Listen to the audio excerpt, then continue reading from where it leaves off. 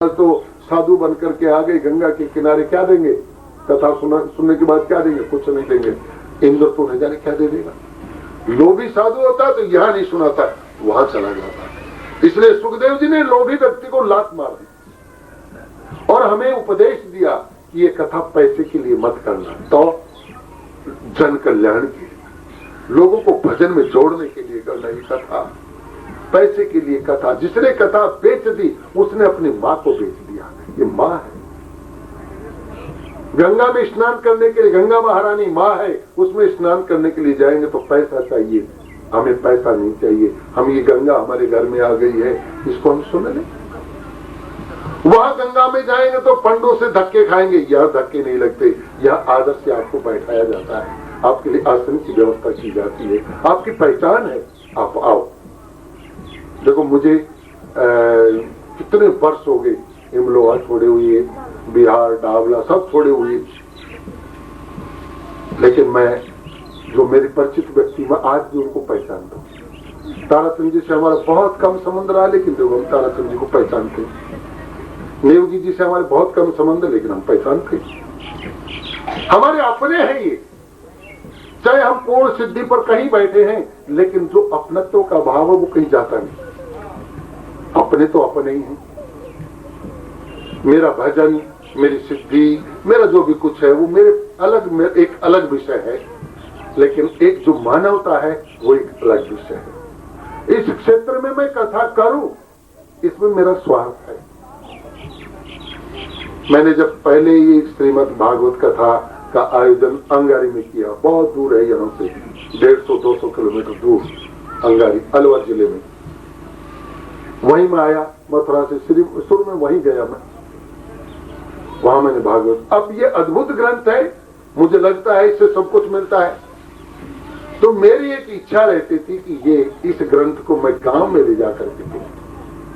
मेरे अपने, जिन्होंने मुझे गोद में खिलाया, जिन्होंने मुझे चलना सिखाया, जिन्होंने मुझे बोलना सिखाया, उन लोगों के बीच में ले जाकर इस ग्रंथ को मैं बांटूं, इस अमृत को मैं बांटूं, तो मुझे थोड़ी राहत महसूस हो। इसलिए इस क्षेत्र में ये कथा करना, ये मत समझना मैंने आपके ऊपर कोई एहसान किया, नहीं, ये मेरी आत्म तृप्ति है, ये मेरी आत्म संतुष्टि है। मैं अपने लिए आया हूं, आप लोगों के लिए नहीं, कि मैं कुछ आप लोगों को दे सकूं। जो मुझे गुरु से मिला, जो मुझे ठाकुर से मिला, जो मुझे इस संत समाज से मिला, जो श्रीमद् भागवत से मिला, वो मैं आपको बांटने के लिए आया। ये मत समझना कि मैं तो ऊपर बैठे हो, जो थे नीचे बैठा, जो अपनों टापर ऊपर बैठे हो, ये बात है। वैसे भी आप बड़े हो, मैं छोटा हूं। कैसे? आप जमीन पर बैठे हो, जमींदार हो, मैं चौकी पर बैठा हूं, मैं चौकीदार हूं। देखो वैसे भी आप बड़े हैं, चौकीदार बड़ा है, जमींदार बड़ा, जमींदार बड़ा, मैं चौकी पर चौकीदार। वो एक अलग बात है कि मैं धर्म की चौकीदारी करता हूं। मेरा समाज जो पथ भ्रष्ट हो गया है, जो मेरा समाज कहीं गलत दिशा में जा रहा है, उसको मैं सही दिशा दूं, उसका चौकीदार हूं। मेरे बच्चे जो नशे की तरफ चले गए हैं, मेरी माताएं जो ग्रस्त धर्म को भूल गई है, अपने पतियों को सब लाठी ले खड़ी हो गई। हाँ, अरे बाबा जी ने सारी बातों को बेरो थे, अरे खारा में से गड़बड़ों में। मैं वो धर्म दान करूं आपको जिस धर्म के सुनने से आपका कल्याण, आपकी आने वाली पीढ़ी का कल्याण। सत जन्मार्जित पुण्यम, सैकड़ों जन्मों के पुण्य तत्क्षण विनश्यति, नष्ट हो जाते। क्यों? अगर हम भगवान को भूल जाएंगे, अगर हम हमारे कर्तव्य पथ से अलग हो जाए तो हमारे सैकड़ों वर्षों के पुण्य नष्ट हो जाते हैं। इसलिए हमें हर समय जिन्हें हरि कथा हृदय नहीं आनी, जिन्हें हरि कथा हृदय नहीं आनी, जीवित सब समान ते ही प्राणी, जीवित सब समान ते ही प्राणी।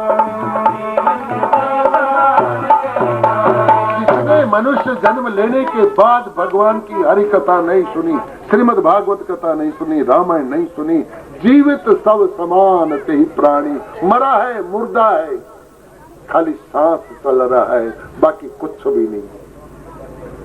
इसलिए ये गंगा चल करके आई है कि मैं तुम्हारे घर आया, स्नान करो। लेकिन कई तो गंगा जी में जा रहे भी स्नान करो जात। हाँ, तेरा बाग में ना बोली कोई। अरे बोलो बाबा जी रहवा दे, मैं तड़के जाना आया हूं, मेरे जेब में किराए रहे हो, मैं गहलो जानू हरिद्वार जीता। यहां बैठ करके भी अलग चिंतन चालू हो जाते हैं। क्यों? पाप नहीं करने देता। और जिनकी सुकृति है वो जल्दी जल्दी दौड़ करके आते हैं, कथा में बैठते हैं और कथा को सुनते नहीं, कथा को पीते, एक एक शब्द को पीते हैं। महाराज आपको नहीं सुना तो ये कथा तो मैं परीक्षित महाराज को सुना। ये कथा बेचता नहीं मैं, अमृत के लोभ में, स्वर्ग के लोभ में मैं यहां से जाऊंगा नहीं, स्पष्ट मना कर दिया। मैं कथा परीक्षित महाराज को सुना। जब ये सुना, ब्रह्मा जी ने ब्रह्मलोक में तराजू लगाया, ऐसा क्या है इसमें? देवताओं को मना कर दिया, क्या है ऐसा? तराजू लगाया, सारे ग्रंथ एक तरफ रखे और एक तरफ श्रीमद् भागवत रखी, तो भागवत का पलड़ा भारी हो गया। यह श्रीमद् भागवत सर्व वेद इतिहासानाम सारम सारम समुद्रतम, चारों वेद, 6 शास्त्र, 18 पुराण, सबका साथ इसमें श्रीमद् भागवत में। कैसे उदाहरण देते हैं संत लोग, जैसे 40 किलो गन्ने को पेर करके निकला 10 किलो रस, फिर 10 किलो रस को जला करके बनी 2 किलो चीनी। इस 40 किलो गन्ने का सार हो गया 2 किलो चीनी। ऐसे ही सारे वेद इतिहासों का ये है सार श्रीमद् भागवत। जिसने श्रीमद् भागवत का पाठ 7 दिन सुन लिया, उसने चारों वेद सुन लिए। जिसने 7 दिन ये पाठ सुन लिया, उसने 6 शास्त्र पढ़ लिए, उपनिषद पढ़ लिए, कल्याण हो गया उसका। क्यों? उदाहरण है। ऐसा कभी हुआ है कि जो श्रीमद् भागवत सुनने से सबका कल्याण हुआ? कहां? इसी कथा में एक बार देव ऋषि नारद भ्रमण करते करते जा रहे हैं, तो सामने उन्होंने देखा सनकादिक। सनकादिक ने देखा नारद के बाल उखड़े हुए हैं, एकदम सुस्त है, कभी वीणा गिर जाती है, कभी एकदम निस्तेज। सनकादिक ने देखा ये सदा मस्त रहने वाला नारद, आज इसकी ये हालत, ये तो नारायण का गोविंद का पाठ करता है, फिर इसकी ये हालत क्यों हो गई? तो आवाज लगाई, भो भो साधो क्षणम तिष्ठ। हे महाराज इधर आओ। जब आए तो पूछा, कथम ब्रह्मण दीन मुखम कुतः चिंता कुरु भवान। हे ब्राह्मण देवता, क्या चिंता? आपको भी चिंता लगी? आप लोगों को निश्चिंत करने वाले साधु संत ब्राह्मण, और आप स्वयं चिंता में, और तुरंत गम्यते पुत्र कहां से आ रहे हो, कहां जा रहे हो इतनी जल्दी जल्दी, और कुतस्थ आगमन, कहां से आगमन है तुम्हारा, क्या हो रहा है ये? तो नारद जी की आंखों से आंसू आए। महाराज, हाँ, जब आपने पूछा ही है तो मैं आपको सत्य बात बताऊंगा। पुष्करम च प्रयागम च काशी गोदावरी च हरिद्वार हरिक्षेत्रम कुरुक्षेत्रम श्रीरंग सेतु बंधनम। मैं इतने तीर्थों में गया, हरिद्वार गया, पुष्कर गया, प्रयाग गया, लेकिन तीर्थों में आजकल सौदेबाजी है। नारद जी कह रहे, पंडे लोगों की लूट है। होटलों में जाकर देखो, वही खाना हमारे यहाँ होटलों में मिल जाएगा 10 रुपए, 15, 20 रुपए में, वहां 60 रुपए में। लूट है। मैंने वहां गया, मैं देखा किसी को शांति नहीं, पानी के नाम पर गंदगी। अब देखो जमुना जी की क्या हालत है, गंदे नाले जा जा करके एकदम अपवित्र कर दिया। गंगा पवित्र है, यमुना पवित्र है, लेकिन हम लोगों ने उसको अपवित्र कर दिया। क्या देखा? सत्यम नास्ति तप सोचम दया दानम न विद्यते।